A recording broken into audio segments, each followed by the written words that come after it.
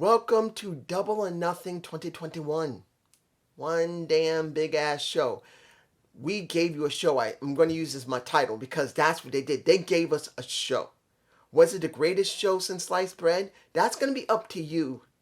And my point of view, I will give at the end of this review. But I got a couple of things I got to say. One, I am not going to be able to cover everything here. If I forget something, I know I'm going to forget something. Tell me in the comments when I'm forgetting that I should have said something about. And maybe you want me to put it in a Gump report because I am going to be filming a Gump report this week. I have 2 already filmed that will be released. But if you want me to cover it, I will do a special Gump report that I'll release tomorrow. So tell me what you feel about Double or Nothing. And I'll probably talk about it and then I'll release it. But Tuesday and Friday will be, is it Tuesday and Thursday? Maybe Tuesday and Friday, I will release the Gump reports I've already filmed. So tell me what I missed and what you thought I should comment about. Second thing, one of my subscribers, I hadn't answered them because I wasn't feeling well. I got allergies. Right now, New York is crazy. It's 50 degrees out. It's cold because it's been raining. It's almost June, guys, and it's cold. I'm loving it because I don't like heat. I may be born in the summer, but doesn't mean I like heat in the summer. Mild, yes. Hot, I hate it. But I haven't been myself, so I didn't comment yet. But, and this is for him if he does see this, I know what you were talking about when you talked about Dynamite. You didn't mind the show, but you didn't feel comfortable about the people not wearing masks. And here in Double or Nothing, you could see a lot of people not wearing masks. So I'm saying this for him. And I'm saying this for other people. For me personally, I have not gotten the vaccine yet. Even though it's now becoming more available, I haven't gotten it myself. I do have anxiety. So that is kind of preventing me a little bit from getting it done. I will get it, and I know I will. But for everyone else, let's put this in perspective. Yes, the pandemic has not been stated to be over yet. I know. We are still supposedly in a pandemic. But it's already been stated by the CDC, not counting on any variation of the virus. The standard virus, they have 3 or 4 current vaccines for it. The 2-parter gives 90% coverage. So, Jacksonville, the Daly's Place, not that. When it comes down to it, for Dynamite and for Double or Nothing, they basically stated you can open up again because the virus is now being squashed to a certain extent with the vaccine. I'm not uncovering my face because I haven't gotten the vaccine yet. I have to keep my face covered until I can get it. But for other people who have gotten the injections, they don't need to wear masks because they're not carriers in that respect. People who haven't got the vaccine yet or are more immune deficient must wear masks, so that's the way it is. You can't make everyone wear the mask, especially if they've gotten the vaccine already. Eventually it'll become a taboo, and then that will become part of culture and it'll become a big mess. So I know I'm talking long, but I had to say it. We got a lot here, and I'm going to try and cover a little bit of each one to a certain extent. First thing I'm going to talk about is buy-in. And Selena Deeps versus Aew for the NWA title. Fuck NWA. Why didn't NWA why didn't Billy Corgan promote his woman on Double or Nothing? I know it's another company. It's a rival company. But his female champion is there. No one's saying to give all the praise to AEW, but your woman is on the damn show. It would be good to announce it on your Fightful show and let everyone know that your champion is defending on another promotion against one of their own. And she won. And the one thing I did enjoy with Selena Deeps, she's become a lot more aggressive. She was aggressive beyond stink. It was actually very refreshing. She wasn't cheating. She's doing the Kurt Angle thing, where, yeah, she's a heel, but she's not a chicken shit one. She's a heel that will whoop your ass and treat you like shit. And that's what she did. She whooped the ass of Aew. The one thing I enjoyed was the corkscrew dragon, well, the dragon corkscrew. She used that a lot on her leg. That is how she beat her. And here's the scene of her using her, I can't remember the name of it right now, her signature move, her submission, where she made her ass tap out. It was actually quite good to see. Aew being humbled. Let's move on to the main show. The opening. Brian Cage versus Adam Page. The Cage and the Page. You got Taz at commentary, which, as you guys know, I've already stated it. I'm really not fond of Taz on commentary while he's doing Team Taz. Only once in a while. He's been doing it a lot. And yes, he's a great commentator. I love Taz. I've said this myself. I love him. I really do love Taz. But he's part of Team Taz. Why is he doing so much commentary work? It makes no sense. I understand he's doing on Dark. But why? He should not be doing it. I'm sorry. Yes, he helps when it comes to Tony Schiavone and Excalibur and JR. But I just don't agree with it. Period. I just don't agree. Was this a good match? Hell yes, it was a good match. Very good match. And it reached a point where Brian Cage was almost... Why wasn't the FTW title up on the line? He'd been defending that damn thing for quite a while. Why hasn't... Well, he hasn't defended that thing in quite a while. Why isn't he putting it up for grabs? It should be up for grabs. And Page should have won it. He should have won the damn thing. I'm just saying. But then you got Tony Starks coming out and Hook coming out trying to help a Brian Cage, and he got pissed off. He was already pissed off that he couldn't beat Adam Page, but Brian Cage got even more pissed off that Starks and Hook came out, and that cost him the match. He was mad as hell afterward. So is this finally the beginnings of his face turn, and maybe working with Adam Page, not to be a tag team, but working with Page? He will probably team up with him. It probably will happen. But this is what I'm hoping. Briefly, he'll team up with him, and then he'll start on this run as a face. That's how I feel. Now, the match, I think, should have gone the other way, but I understand why they didn't do it, is the AEW Tag Team Championship. Excuse me.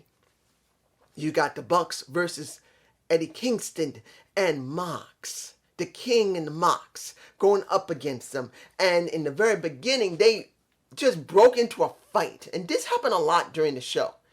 This happened a lot. Now, I don't know how everyone else is going to feel, because a lot of fights broke out before their matches. And I'm not going to mention the fights unless it was important. But in this situation, I had to mention it because it's the first one. It's generally the first one. And yes, I know Brian Cage also had a little bit of that beforehand, but it didn't last that long. This one did. It lasted for quite a while, and then we had the match in the ring. Look, I believed that Kingston, as well as the Mox, King and the Mox, they're ready for those titles, and I believe they should have won them. That's just me. I think seeing the Bucks move away from those and make it more interesting, Bucks getting the Impact titles, will piss everybody off. And fuck Impact Wrestling. That's why I want them to do it. Because I'm angry at Impact and I'm angry at AEW. I want to see the fans of AEW boo the Bucks, not because they're heels, but because, one, they got the Impact titles, and two, that they're doing nothing with them. That's what I want. I want something to happen. But was it a good match? It was okay. It was good for what it was. In the end, you truly had the Bucks show their strength, but also you saw Mox not selling a lot. And this is one of the things about Moxley. When he'll sell. Not great, but he sells. But when he doesn't want to sell, he ain't going to sell. And he didn't sell even after bleeding and getting the BTE to the face multiple times. It happened. Now, mind you, it was nasty, but it was a good match. And the Bucks won. Let's move on. Now, we had the Casino Battle Royal, 21 guys in the ring. One of the people who started it was Christian and Matt Sydal. That was already known. But we got a lot of people coming out. Now, we did have some replacement. QT Marshall, I believe he hurt his hand or broke his hand possibly, fractured it, so he couldn't wrestle. A couple other people, at least one or two more, were not able to go. Serpentico had to replace somebody, and he didn't even want to go to the ring at one point. It was interesting. But we had one surprise. Well, he's in my face. The original MLW middleweight champion, he might still be, and supposedly working with New Japan, Lio Rush showed up. I was quite surprised. I was very surprised. Now, seeing Lio Rush there was interesting. Wondering, has he been on Dark or Elevation? Don't know. This will be very interesting to find out if he's going to show up on Dynamite this Friday, because they still have to stretch it out a couple of more weeks. I'm wondering, will he be on Dynamite? Or is he still on Elevation or Dark? Which, I don't know why they got Elevation and Dark. Get rid of Dark, keep Elevation, or get rid of Elevation, keep Dark. You need to have Dark or Elevation, the Rampage, and I don't like the name Rampage, and the Dynamite. And I got something to say about Rampage. Hopefully I don't forget. But this is what we got. By the end of it, we had the Party Hardys. In other words, we got Matt Hardy with Private Party, who was told, if you help me and make sure I get this #1 contender shot, I will cut my fee by half. So anytime you're on AEW, instead of me taking 30%, it'll be 15%. So they were really determined to do this. And they did a great job during the show. The Acclaim did a good job during the show. It was a lot of people did decent to good jobs. But by the time it was over, it was the Party Hardys, and it was, who was left? We had the Party Hardys before they got eliminated. We had Lio Rush, and we had Jungle Boy with Christian. By the time it was all over, it was just Christian and Jungle Boy. Now, everyone expected Christian to be the one to win it, but it was Jungle Boy who won it. And when it was all over, Christian was still in the ring. You thought maybe he's turning heel. No. This time he's still a face. And he goes up to him and said, you better win this. You better win this. Show them how good you are. Show them what I just saw. Show them. He gave him a hug. And he didn't raise his hand, but he showed him. He shook his hand. No. I think he shook his hand a little bit and gave him a hug. And then he left. Classy. This shows you that at this time, he's still a face, but he's not a face that they're pushing like WWE would. He's not. They're actually building him up, which is a good thing. Not that he's going to be a main eventer immediately, but he's easily above average to main eventer. And right now, they got him on a path where maybe he's leading to the TNT title, or he will go to the main title scene. Don't know yet, but we'll find that out. Let's see. We got a lot here, guys. I'm looking over everything I got here. We got the match that I was worried the most about. Hito Kushida versus Britt Baker for the AEW Women's Championship. I was so scared because I know Britt Baker had to win. She needed to win. It would make no sense if she didn't. But because of how, let's be honest, Kenny Omega doesn't book really great. And he puts over the Japanese wrestlers more than the American wrestlers in this situation. Now, I'm not against Japanese wrestlers, but you saw the vid pack before the match. Shida can talk her ass off in English. I want to see more of her on Dynamite. I want to see more of her on Rampage. They better show her more on Rampage talking English, because she can talk English. If they don't, I'm going to be so freaking angry. Was the match good? Damn straight it was good. You got two women who busted their ass in that match. Like what happened with Deeps and Rio, you got the same thing here. And you guys tell me below. Tell me below, does Rebel look like she's gotten 20 years younger? Maybe it was because she was wearing something very tight and curvy, which was showing a lot of this. Yeah, maybe. And I think it was. But Rebel looked damn good. She's in the mid to mid 40s. Understand, Rebel's in her 40s. Gorgeous woman still. Keeps herself in great shape. And but it was a damn good match. Not everyone is going to like the matches in this show. I'm going to say this now. There's going to be several people who are more old school that are not going to like this show because there was so much counters to their finishers and so many false finishes. It's going to piss a lot of people off. For me personally, I knew what I was going into. I knew there was going to be a lot like this. For me, it doesn't bother me as much due to the fact that this is the first show with huge amounts of fans who are completely into this. Understand, from the beginning with Rio and Deeps to the end, the crowd was very active. There was very little lull, and it kept building and building in certain points. Yes, there was not a very big lull, little lull, but that was the thing that made this feel really good. Honestly. In the end, Britt Baker did finally get the lockjaw on and won. Rebel did try and did mess up a Britt Baker once. But in the end, we now have a new World Women's Champion of AEW, Britt Baker. I am sure she had to call a man. She had to call a man and say, honey, I won. I got my title. He's probably said, baby, I'm so proud of you. I'll be coming soon. Maybe. We don't know yet. But it made sense. It worked. She had to win. That's just me. You guys tell me below. Do you believe Britt Baker should have gotten the title or she'd have had to retain? Now, the match that I was very curious about. Ethan Page and Scorpio Sky versus Allin and Sting. He hasn't been in the ring between 6 to 7 years since that buckle bomb that he received from Seth Rollins, which really messed up his neck. He couldn't wrestle for a while.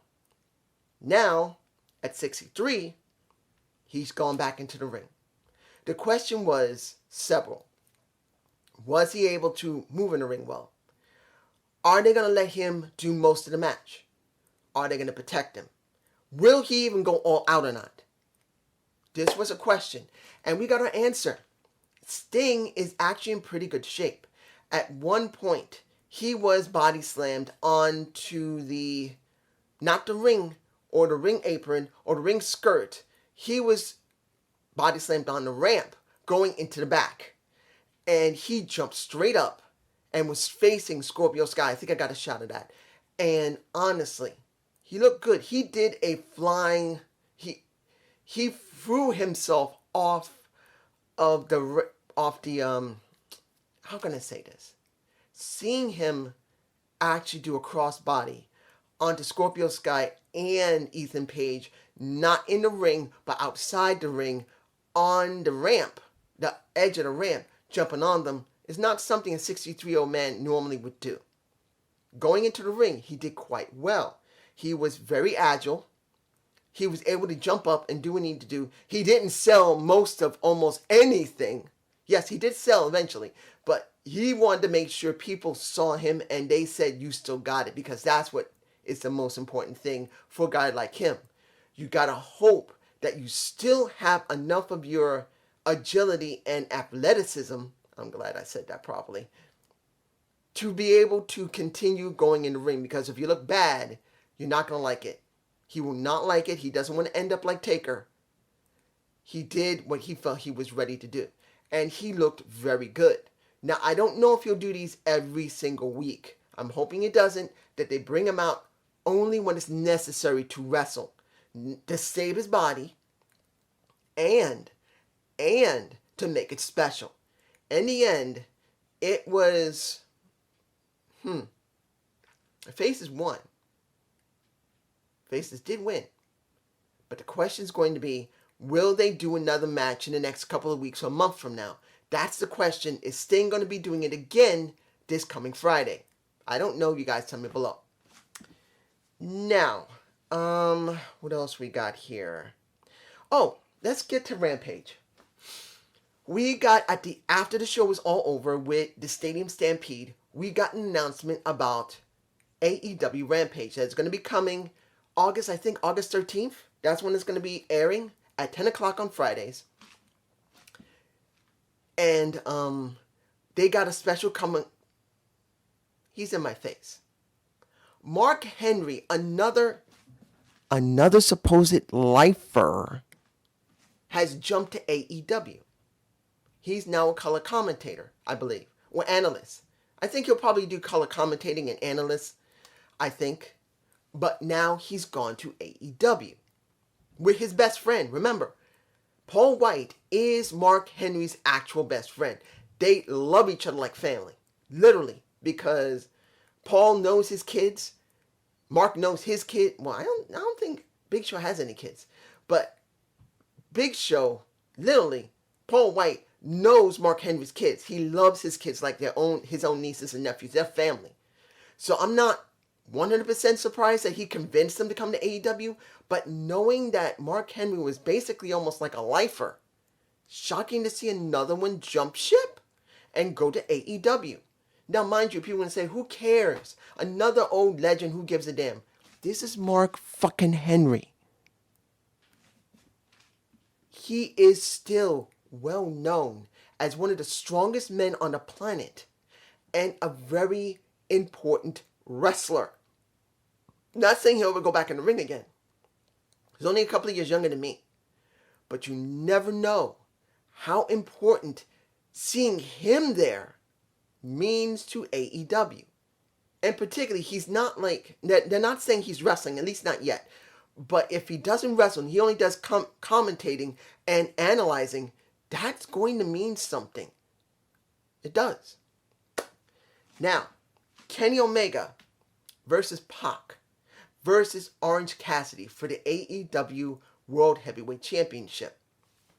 I knew this was going to be a good match. I did know this. And it was a damn good three-way match. Mind you, I don't like three-way matches all the time. I don't. And in this situation, I wouldn't have minded if it had just been Orange Cassidy versus Kenny Omega or Pock versus Kenny Omega, who I can understand a lot of people wanting Orange Cassidy to win. I know. I like Orange Cassidy. I would not mind him winning.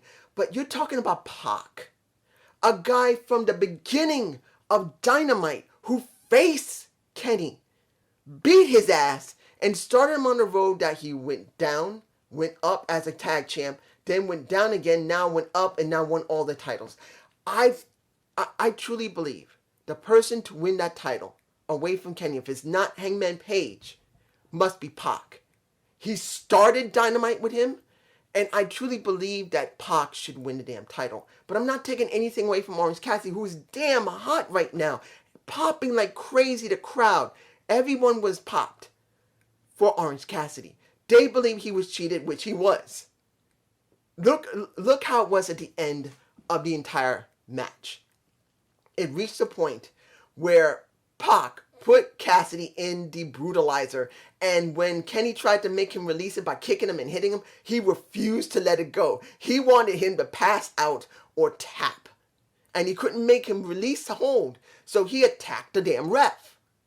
Then, once he attacked the damn ref, and they had the scuffle, you see Don come down from commentary, because he was there, and he pretty much took almost every title and whacked in the head Pock. He whacked him in the damn head with almost every title. And then he ended it after that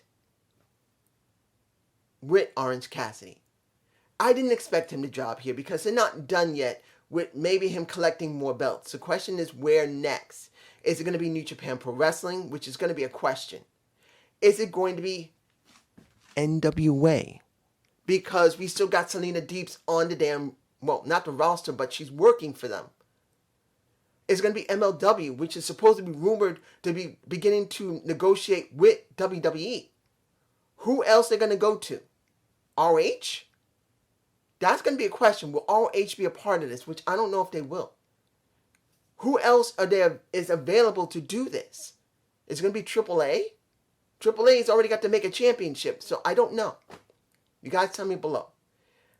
Finally, Stampede. Well, Stadium Stampede match. This was at around 11:20 when they started. You had the Inner Circle basically, it's in my face. They literally were, I forgot the name of it. They literally were, I forgot what they call rappelling. There you go. They decided to rappel down the main billboard. They rappelled down. They got their fire. Then they had to fight. And they focused on everyone like they did in the last Stampede match. They did. MJF really took a beating. He took a big beating. And then even with Chris, with his dislocated elbow, he did his best. But you could tell that he had to hold back a lot because there was not much you can do with a messed up elbow. You can't move your arm. What are you going to do? So he did his best. The ones they tried to focus on was Sammy and Spears, which was really good. Wasn't bad at all. I know Wardlow and Hager wasn't perfect, but it wasn't bad. I didn't mind it. I did like it. The one that was the best was a little bit of LAX gifts because we got Conan. You see him in my face. He showed up in the bar that the FTR along with Tully Blanchard along with Santana Ortiz poured a liquor. They click, they drink, they fight. But you see basically Conan showing up. Now I don't know if Conan's there for that one time or if he's going to actually work with the Inner Circle. I don't know. It would be nice to see him work with Santana Ortiz, but I don't want him to talk over them. But that's here nor there. Was that the best part of the entire show? Yeah, that was the best part. For me personally, that was one of the best parts, seeing them fight the way they did. But at the end of it, the ones who closed that match was Shawn Spears and Sammy Guevara, the Latin God. I like Sammy. I always thought he had great ability. I always thought he was going to work with Matt Hardy eventually. I still believe he could. But you see Sammy Guevara finishing the match in the arena, not in the areas where everyone else. They went through the entire area, came into the arena, and finished the match in the ring. It was surprising to see this. It wasn't pre-recorded. At least that part wasn't pre-recorded. Maybe the rest might have been, but I don't think so. I think that was live. I think that was a live fight. But in the end, Sammy Guevara won the damn match. Now, I was quite surprised to see that the Inner Circle won this and they didn't break up. Because, one, Chris is still hurt. He has a dislocated elbow. Two, I thought he was going to go and work with Fonzie. I thought they were going to go on tour in the next couple of months. So either he's going to stop after this and take some time off, because he needs to take care of his elbow, and then he needs to go on tour with Fonzie because that's what he wants to do. So I was quite surprised they won. Now, am I disappointed? No, because the Pinnacle looked great. But here's the thing. Will this make ratings? Yes. The crowd is what made the entire show. Not saying that what they did wasn't great. Like I said in the parts of this review, now everyone's going to like this. There's going to be a lot of people that's not going to like this because there was so many false starts and false finishes in many of the matches. But I will say this. It was a damn good pay-per-view. Long, yes. It was long. Counting what was going on with Selena Deeps in Rio, it was long. But it was still damn good. I will give it a thumbs up. If you want to watch it, you can. There are parts in there you can easily like if you look past the extra bits of constantly false starts, false finishes, and stuff like that. If you look past it, you still got great wrestling. And some good stories. Not great, but good. But this is just me. So I hope you enjoyed this Double or Nothing Please give me a comment below. Peace.